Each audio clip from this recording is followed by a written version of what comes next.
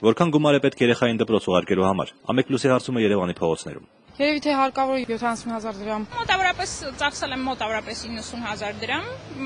որը գնացել է երեխայի հագուստի, կոշիկների, մանր-մունր գրենական պիտույքի ու պայուսակի։ 30,000 արդեն ծախսել ենք, բայց դե բավականին դեռ բաներ ունենք գնելու։ 10-15,000 Երկու երեխային դպրոց ուղարկելու համար 70-80,000 դրամ գումար է ծախսում։ Միայն գրենական եւ հագուստի համար։ Թե մոտավորապես հագուստով ամեն ինչով որ հաշվենք երևի 20,000-ից ավել։ Առաջին դասանցման ինչքան դրամ։ Մինիմում 20,000 դրամ, ամենաչնչին գումարը։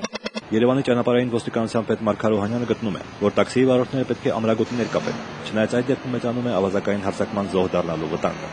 Ինչ չի թվում, որ մեր քաղաքում ամեն օր մենք ունենք մի հատ այդպիսի դեպք ունենք կամ տարին 360 հատ այդպիսի դեպք ունենք, հանցագործի համար, եթե դա կարևոր է, ինքը չի կարող մի կես մետրանոց ավելի նեղ պարան կամ մետաղալար վերցնի, դրա փոխարեն։ Մի քանի օր առաջ Սիսիանի շրջանի Վաղատնուն գյուղում առողջ եւ առատ բեկ տված խնձորի ծառը կրկին է ծաղկել։ Այգուտերը Տիգրան Մանուչարյանը զարմացած է։ Իմ կողմից չլսված ու չտեսնված խնձորը տարվա ժամանակահատվածում ծաղկած լինի։ Սակայն մասնագետները գտնում են, որ դա միանգամայն հնարավոր է, եթե ժամանակին էտում չի կատարվում։ Ծառի պայմաններից ելնելով հզորությունը այնքան է, որ նա տալիս է լրացուցիչ ճյուղավորություններ եւ վեգետացիայի ընթացքում լրացուցիչ ծաղկափթթություն։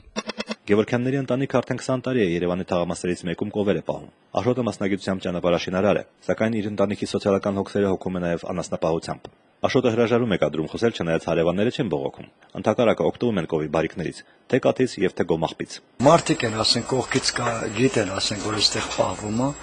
իրենք մոտենում են, վաճառում են։